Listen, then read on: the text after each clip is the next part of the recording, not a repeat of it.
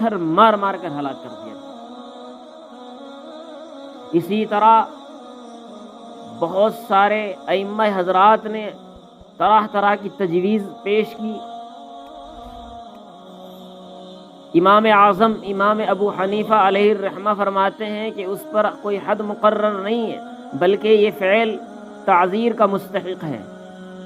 مطلب یہ ہے کہ امام ابو حنیفہ علیہ الرحمہ فرمانا چاہتے ہیں کہ ایسا شخص جس نے قوم لواطت کی، یہ فعل کیا، یہ قبیح عمل کیا، تو اسے ایسی عبرت ناک سزا دی جائے کہ لوگ کرنا تو دور سوچنے کا بھی خیال پیدا نہ کر سکے ذہنوں کے اندر۔ اسی کو ایک قول امام شافعی علیہ الرحمہ کا بھی یہی ہے، یعنی امام شافعی علیہ الرحمہ بھی یہی فرماتے ہیں جو امام اعظم امام ابو حنیفہ فرماتے ہیں کہ عبرت ناک سزا دی جائے۔ الغرض